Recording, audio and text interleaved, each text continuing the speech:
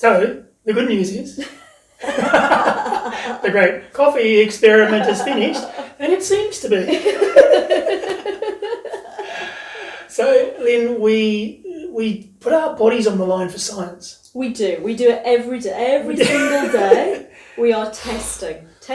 Whether it's lying in the sun, whether it's having a massage, whether it's sitting in an ice bath. Tasting beautiful food, sleeping like babies. Gosh, we do it tough. Well, we do. So this one was the great caffeine experiment, and this episode is the final part of the great caffeine experiment. Let's take us back. I've got no Yes. We're fine. We haven't missed caffeine at all. So we decided, because we wanted to, we were originally driven by sleep, wasn't it? It was originally the conversation around, is sleep being impacted by caffeine? We love our coffee. We do. Love our coffee, and we're regular coffee drinkers, whether it's bulletproof or espresso. And we wanted to check whether the amount of coffee we're having, the frequency, and certainly later in the day, was having an impact on our sleep. So it started with sleep, and we did a couple of days, and we hurt. Oh, the headaches. So we take us back to day 2 of the experiment. What happened? Day 2, day 3. Day 3. Day 3, you mean? And no, day 1, no. Let's just do a recap. Let's do a quick recap for anybody who hasn't heard the first episode. Quick recap. Well, they will have just heard it. Well, they may not have done. So anybody who didn't hear the first episode, or wasn't listening, because it's a separate episode. It's not. Anybody who hasn't heard the first episode, we stuck the 2 together. No, we didn't. No, we didn't. It's a series. So anybody who hasn't heard the first episode, we started on what? Do you want a coffee? I'm fine.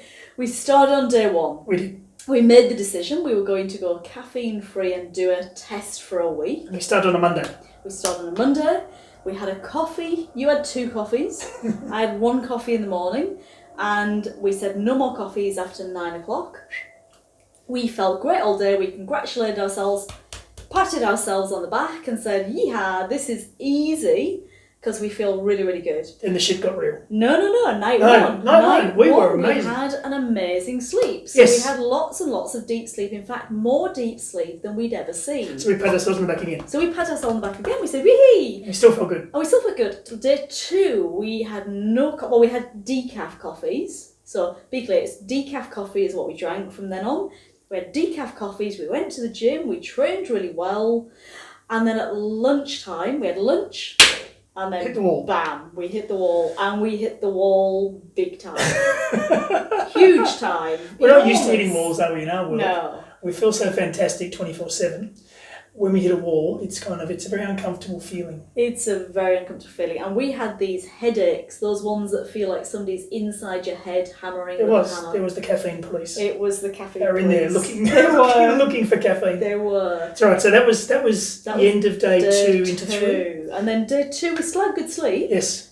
Still had very good sleep, lots of deep sleep. Woke up on day 3, and day 3, that was it, brilliant. Headaches gone. Yes. Felt amazing, and that's pretty much where we left off. So it's now day 14. Since the beginning, we've only had decaf coffee. Yes. So we haven't had any less amount of coffee during the day. So we've started our day with bulletproof coffee. Yep. We've had, again, really, really clear. We have drunk decaffeinated coffee, so we've had as many cups of coffee as normal, but they've all been decaf. Yes. So we still had four coffees a day essentially. Yeah. So early in the morning, the bulletproof coffee, around about lunchtime. Yeah. After lunch, an espresso. Yeah. Another bulletproof coffee early evening. Yeah. And then another espresso around about dinner time. Yes. Yes. So about 4 coffees a day, all being decaf. Yep. And we've tried different types of decaf. We're experts on decaf now. Yeah, we are. There's a lot of it out there, but we'll talk about that in a second. Cool. So just in terms of the amount of caffeine we've consumed per day, Good. because obviously decaf does have a little bit of caffeine. It does. In it. I've licked inside the capsules. Looking for the caffeine. There's some in here. I know there is. So in a typical espresso or single shot coffee, yes, you're going to have about 60 milligrams of caffeine. In a normal coffee. In a normal yes. caffeinated coffee. Yes. So in a typical day, we were probably having anywhere from 360 milligrams of caffeine to about 500 milligrams of caffeine. We're now down to probably, let's say, maybe 30 at the most. Yes. So about 30 milligrams. Cool. So we've cut it, down to less than 10% of where we were. And you explained earlier a bit with the half-life of caffeine, it does take 2.5 days for that large amount of caffeine we did have in our system to work its way through. That's it. And so we had to wait until day 2-ish before we got down to ground zero. That's right. And that's when the headaches hit, and that's when the effect. And so since then, we've had very little caffeine for the last 14 days. And how do we feel? Well, I have to say, I feel, I don't know about you, but I feel outstanding. I feel deprived. Yeah, you should. Actually, the thing is, I don't feel deprived. And it's really interesting because I think, first of all, physically, how do we feel? Outstanding. But just I'm going to jump to the coffee side first of all, because I was a die-hard coffee drinker, and I was the one saying, no, we're not going to do it, we'll do it for 2 days. Sorry, I have to say, I never, ever, ever in a million years would have thought you would or could give up caffeine. See how strong-willed I am? You really, really, you love your coffee, you love your caffeine, you'd have multiple shots. You also have a life where your kids interrupt your sleep. Yes. So you I give them coffee. You needed it. Yes, I needed coffee. You needed your caffeine. Yes. No, I do love coffee, and I've always loved coffee. But the beautiful thing is now, moving forward, I understand that the coffee, what I love is the coffee taste. And I'm still getting that beautiful coffee taste. So I can have my espressos, I can have my bulletproof coffees, I can make my beautiful keto coffee mousses and all the things I make with coffee. But that's just the taste. But I don't have to have the effects of caffeine that were causing us problems. Oh, keto coffee mousse? No, you haven't made those for a while. I haven't. Now I can. That's a promise. A decaf keto coffee mousse. Excellent. Delicious. So some of the physical benefits of 14 days later, just walk through so anybody listening and watching is clear on what we found. So I think the first one has to be the sleep. Let's just tackle that because that's why we did this. I am finding I consistently get much more deep sleep. And when I say much more, I'm probably getting an extra 50% to 100% more deep sleep every night. Yep. And it's every night and it's regular. And we monitor our sleep. Obviously, we've got devices to monitor sleep. So it's pretty accurate. And when you see the trend of your sleep pre the trial of no coffee and the sleep after, there's a significant change in your REM sleep and your deep sleep. There is. Now, interestingly for me, my REM sleep has gone down. Yes. Right, because it's been replaced by deep sleep. Yes. So what I've now got is a really good balance. Yes. I get a big chunk of REM sleep every night, and I get a big chunk of deep sleep. So what's happening for me is I'm getting the brain benefit of the REM sleep that I always had, because I always did get a lot of REM sleep. But now I'm getting the deep sleep, so my body's recovering better. So what's happening is every day when I get up, my body feels refreshed, not only my brain. I'm also finding that my brain is also refreshed, because in deep sleep there are some brain waste clearing activities, for want of a better term. So the brain clears out its cellular rubbish. Yes. So that happens overnight when you're in deep sleep. So I'm feeling actually mentally clearer and physically better when I get up than I ever did before. I've never felt this good. Yep. So I'm definitely getting much, much better sleep. So the clear head, and I wake up, it's very difficult to describe the feeling, because I wake up and I just have this sense of space in my head. It's not an emptiness. Before you jump in and make a smart ass comment, missed your chance there, Mike. Missed your chance. Echo. It's just like this feeling of, I can now really use the full capacity of my brain. Yes. It's absolutely this just beautiful clarity, razor sharp thinking, and I actually spring out of bed. So I've typically over the last couple of years been one of those people, because I train really hard, I do have to wake up with the alarm, especially in winter when it's dark when I wake up. I do rely on that alarm just to bring me out of sleep. I've been waking up 20 minutes before my alarm, waking up naturally, and not dozing. In the past I would have dozed. I'm springing out of bed 20, 30 minutes earlier. So I'm getting up earlier, I'm needing a bit less sleep. I'm actually going to bed for less time, but feeling better. Got the clarity. And then there's some really interesting benefits. So Yeah. the first one for me is a body awareness thing. And this is where, when I go to the gym, I would normally have my coffee, my caffeinated coffee, and I'd use it for two things. I'd use it for a performance boost, because coming from an athletic background, I've always used caffeine as a performance enhancer. Yes. Which it is. We know it's a powerful stimulant. So I've always done the caffeine fix for the gym.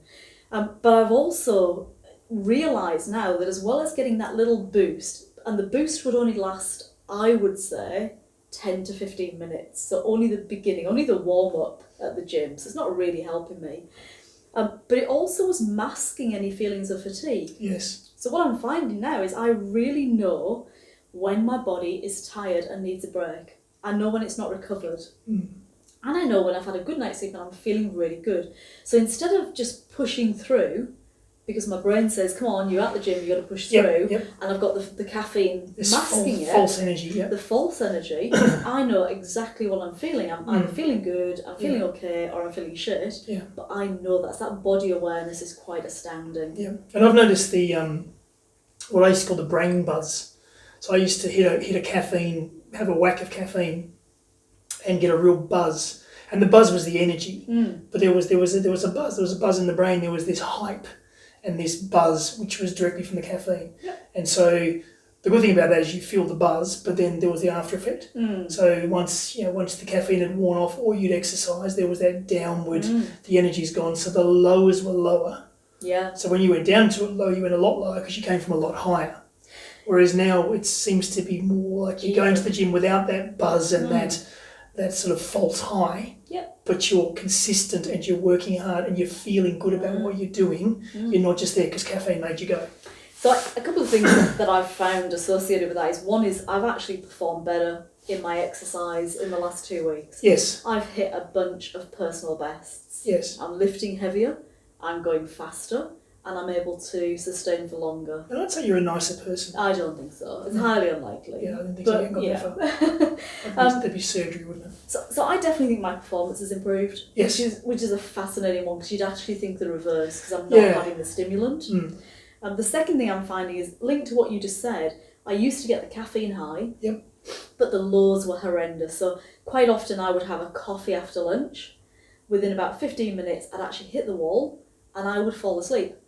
And I'm finding now I'm not falling asleep, after lunch. So it's clearly I'm not having that sort of that drop after the caffeine. It's a stimulant, so it makes sense. And then the last one is that I'm not getting a dry mouth. So I used to suffer a lot from dry mouth, especially at the gym, and I'd be gulping water down during my session. Yes. And now I can go a whole session without a drink of water. Yes. So it really has made a difference to that real, clammy, dry mouth, uncomfortable. And a lot of people who drink coffee, the jury's still out on the diuretic effect of caffeine, but it does leave you thirsty, and thirsty means you drink, and then drink means you go to the toilet. So there is this cycle. If you're a big coffee drinker, you're often zipping off to the loo, either from the coffee itself or from the copious amounts of water because you're dehydrated. Yeah. So not having caffeine in your system certainly balances that out and makes your hydration levels in a more balanced way as well. It does. And then there's the taste, right? The taste. And I would suggest now I could put a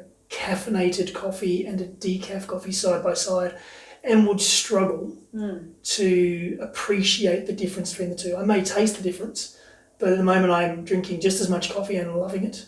And I can't say that I'm feeling like I'm missing out on any of the taste or the experience of coffee, because these days we can get some great decafs. And let me take you back to day 2.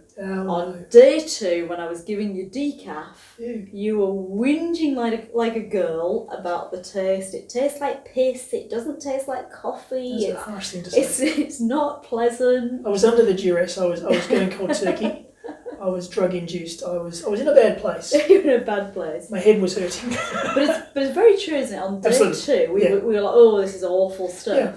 And now our palate's adjusted. Yeah, which is a keto thing, your palate adjusts. It's not necessarily, but it's one of the things we noticed with the keto lifestyle, was your palate adjusts, and certainly with caffeine. You're right, day 2 we were saying we wouldn't drink decaf, this was horrible.